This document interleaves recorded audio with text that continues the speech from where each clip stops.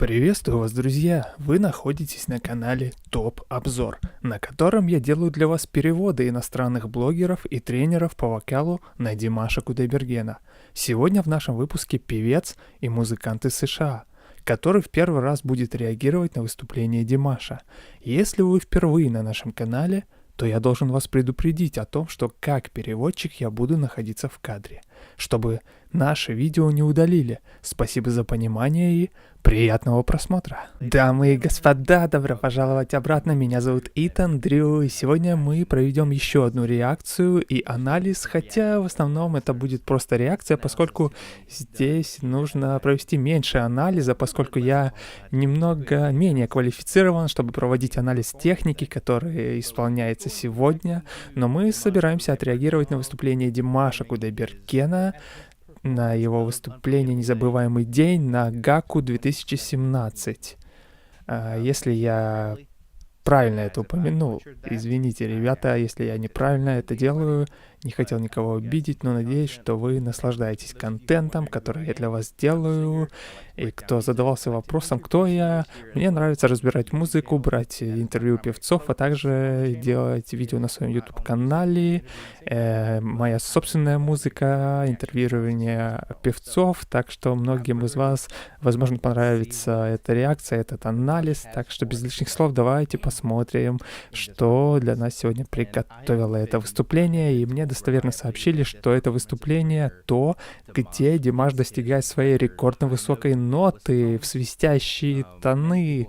Многие говорят, что это D8, что если это октава, то я думаю, что это, знаете, она играет в моей голове прямо сейчас. Это должно быть похоже на линию порядка БО, что, очевидно, люди говорят, что это происходит, так что я уверен, что, вероятно, возможно, мы начинаем углубляться в неизведанную территорию, так скажем, насколько это вообще когда-либо делалось, так что без лишних слов давайте перейдем к этому представлению. И, как я уже сказал, ребята, на этом канале я делаю реакции, много чего, я могу сказать, и происходит в музыке, происходит в вокальных техниках, которые используются, действительно классные безделушки есть. Если хотите найти в моем исполнении, то вы можете это сделать. Я бы порекомендовал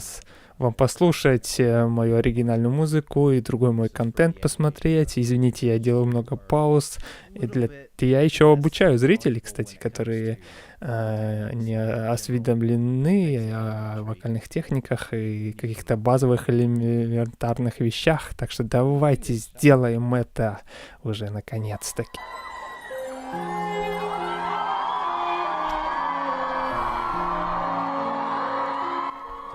Димаш, посмотрите, сколько выстроилось дам в ряд. Чувак, давай посмотрим. У нас есть действительно хорошие струнные инструменты, чтобы начать прямо сейчас. Пианино, это очень хорошо, это великолепно. Парень, давай посмотрим на тебя.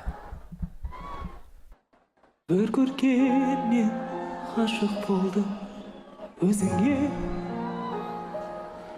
еркелеген балдай тәтті сөзіңе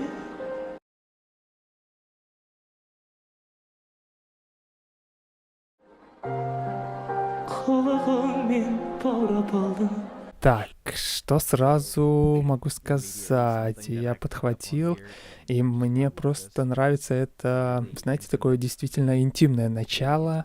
Но что я действительно улавливаю в самом начале этого выступления, так это то, что он начинает очень тихо и скромно петь, что касается его уровня громкости, я имею в виду.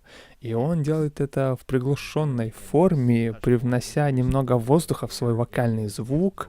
И это очень хороший способ действительно установить интимное начало чего-либо. Это почти шепот, но не совсем так. Очень-очень хороший выбор для начала этого выступления.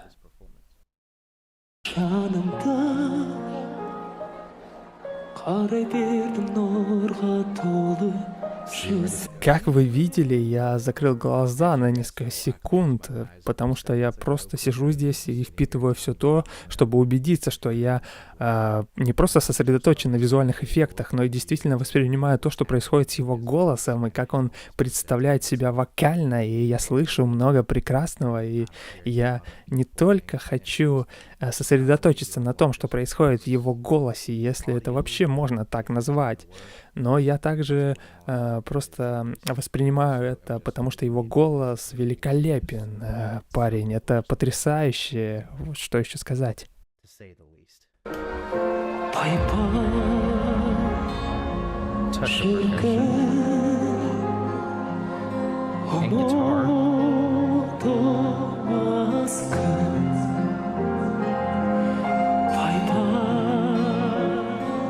По крайней мере, фа минор для тональности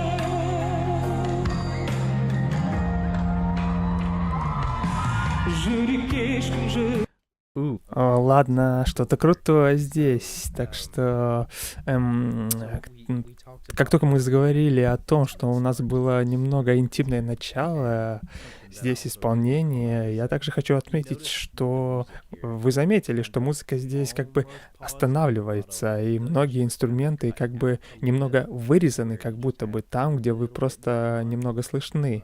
Не так уж это придает разнообразие в исполнении и держит вас в напряжении, заставляет вас по-настоящему впитать то, что происходит, то, что произойдет дальше, поэтому я хотел это назвать, это было изменение в том, как он пел здесь, интимное что-то, тихое, мягкое, бархатистое пение, которое он делал в начале. Тембр немного менялся, теперь он добавляет немного больше энергии в свой голос, немного больше тепла, немного больше силы, что очевидно ведет к другой, более интенсивной части песни, и это просто добавляет разнообразия в исполнении, и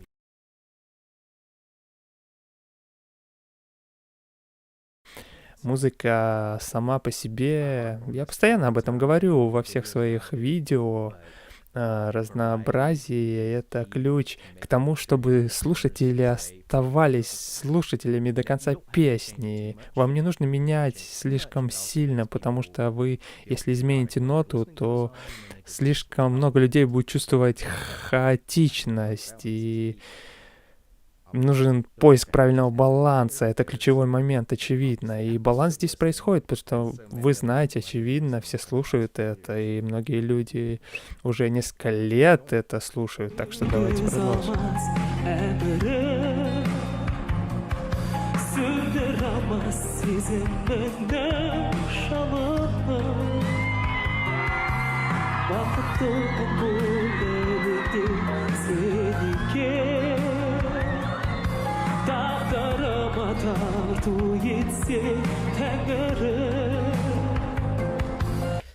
Мне нравится, как хорошо контролирует Димаш этот вайб. Вы знаете, очевидно, что вибрация — это более естественная вещь, которая происходит в наших голосах, когда мы поем, как будто это не так. Обязательно что-то, на чем мы фокусируемся, происходит естественно, понимаете?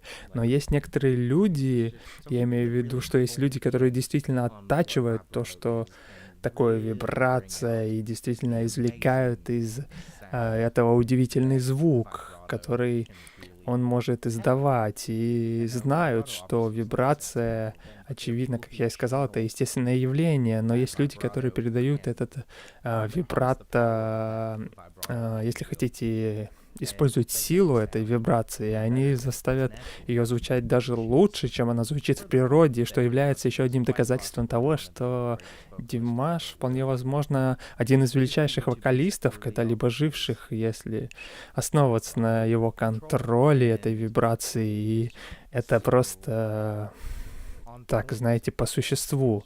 Это просто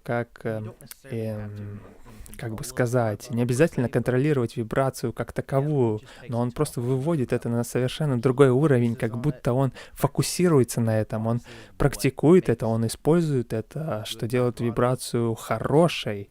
Это просто каждая частичка в ней, все сделано правильно, с этой F, понимаете.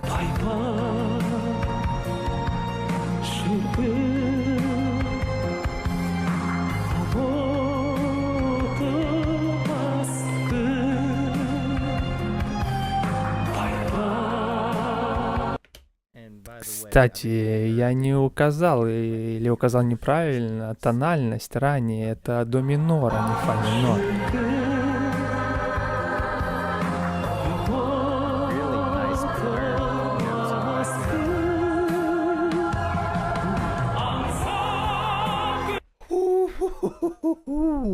Окей. Ладно. Так, есть пара вещей, которые я хотел бы повторить, прежде чем мы двинемся дальше здесь. В музыке есть небольшое нарастание, и это то, что мы называем крещендо в музыке. Крещендо — это нарастание громкости и интенсивности. И я укажу на это.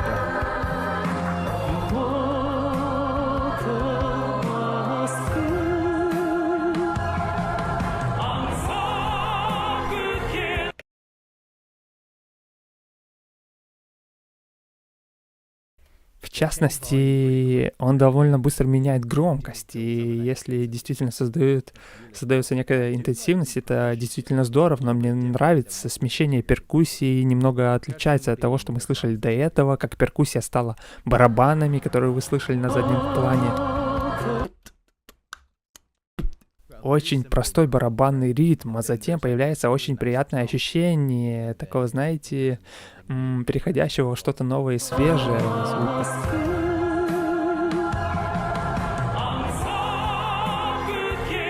Это нравится, и это возвращает нас к тому, что было раньше. В основном я имею в виду, это как бы небольшая вибрация, но мне нравится Том Филдс из барабанщиков, и хотя это выступление в первую очередь сосредоточено на вокале, я здесь Димаш, я бы хотел выделить этого маленького Тома Фила. А теперь давайте поговорим о голосе Димаша в этом крещендо. Окей. Хорошо. Так, он встал на до, ля бемоль, соль и 4 в полной груди здесь. И еще одна вещь, которую нужно отметить, как я уже говорил, у нас есть еще одно крещендо, но очевидно, это больше в его голосе. Мы видим, что он снова увеличивает интенсивность и громкость. Это было немного, как мы говорили в начале, более приятной, тихой, спокойной, бархатистой музыкой. Но в середине первой части она стала немного более воздушной и теплой, а сейчас она немного за пределами середины песни. Очевидно, мы видим, что голосовые связки стали намного более закрытыми, хотя мы говорим и видим, мы слышим, что голосовые связки стали более закрытыми, а когда голосовые связки становятся более закрытыми, через них проходит меньше воздуха, это придает ему немного шипящий тон и больше похоже на то, что он имеет большую громкость и интенсивность, если вы улавливаете, что я говорю. И он просто дает действительно хороший такой белти, просто хорошо округленный плоский звук. Понимаете, 4 ремня, так скажем, красиво сделанных, и мы знаем, что Димаш — это не предел его диапазона, и это все еще довольно много для мужчины, знаете, озвученного чистым и грудным голосом. Это очень хорошо исполнено.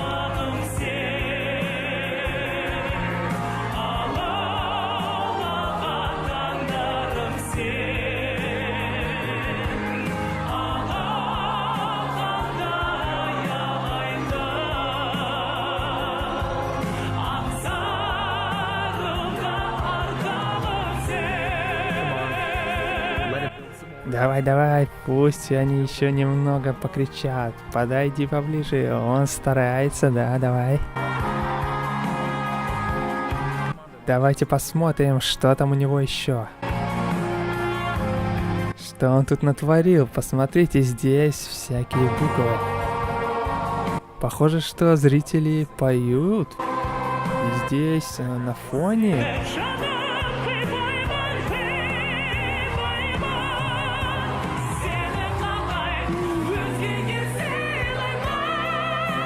Так, стоп, это действительно очень круто, хорошо. Так, кое-что я хочу здесь упомянуть, и я не буду останавливаться слишком много в этом разделе, потому что довольно ясно, что он становится очень высоко и переходит к действительно важному моменту выступления, но там...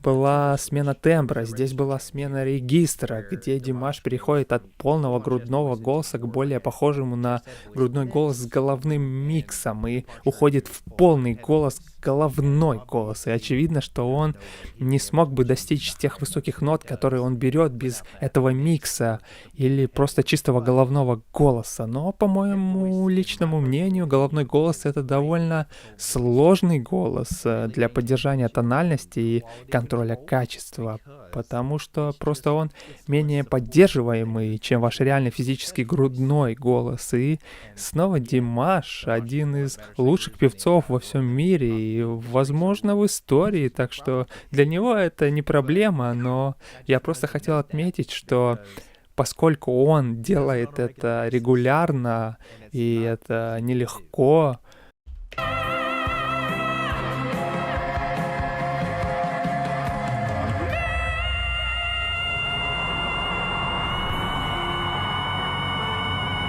о, хорошо, вот мы и дошли до FP5, и как грудной, головной, голосовой микс на этом этапе я думаю, что мы поднимаемся выше, давайте продолжим.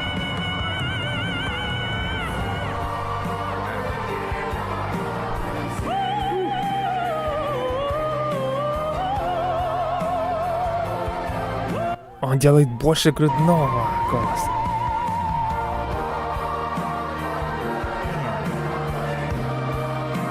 Он все еще голос нарастает на заднем плане.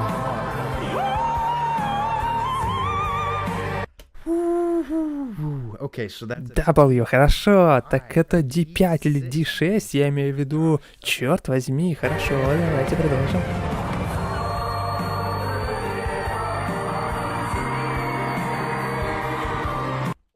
Да, хорошо, так это Fable D8, о котором все говорили.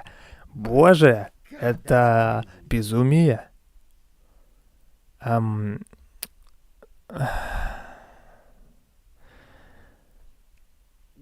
Свистящие тоны уже труднодоступны, так как в любом случае свистящие тона певцы обычно начинают около 6-й октавы. Это не 6-я октава, это не 7-я октава. Это 8-я октава, которая приближается к вершине фортепиано. Ребята, это уже переходит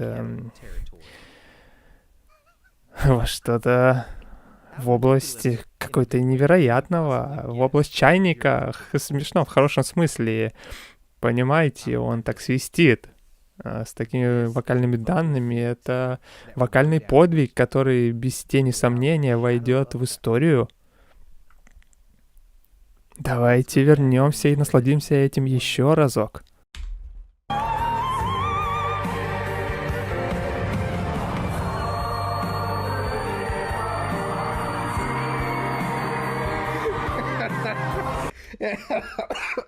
gosh. Боже. Like, Люди, this is это so так absurd. абсурдно. That I Абсурдно want to высоко, что мне question хочется why спросить, he did зачем it in он the first вообще place. это сделал. But when you're this Но talented когда as a ты singer, you такой can do талантливый this, певец, ты можешь whatever делать you want. более или менее все, что захочешь, и я имею в виду,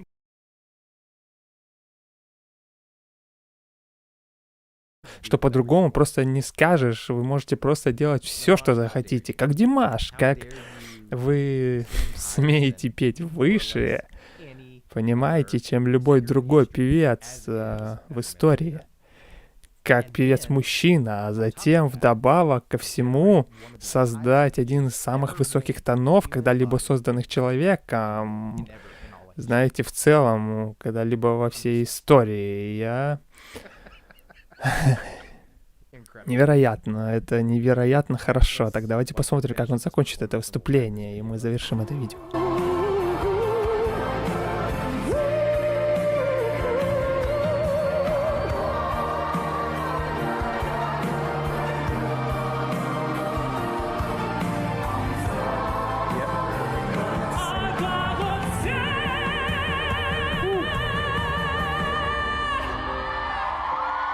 Должно быть, он устал после этого.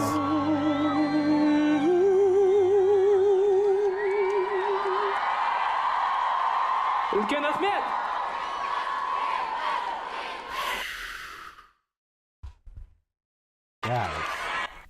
Ребята, это было абсолютно сногсшибательно и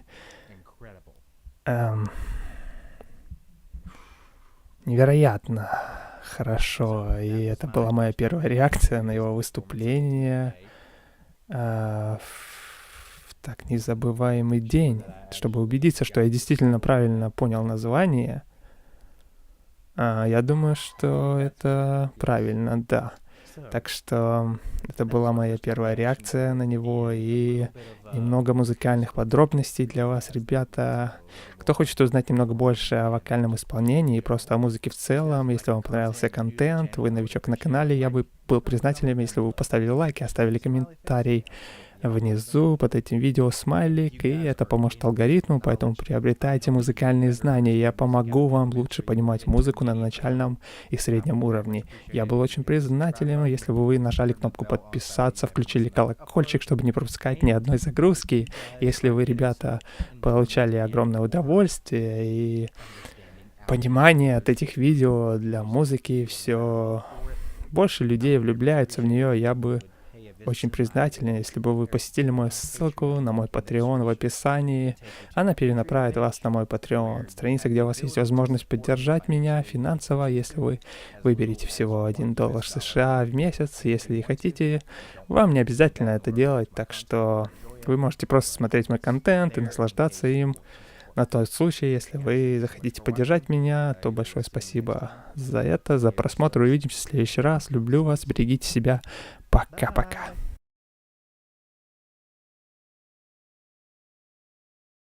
Вот такая у нас сегодня реакция, друзья. Я жду ваше мнение в комментариях. Понравился ли вам наш сегодняшний реакционер?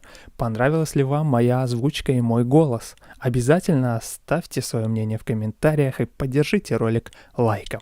Поделитесь видео с друзьями, пусть они также дадут свою оценку происходящему.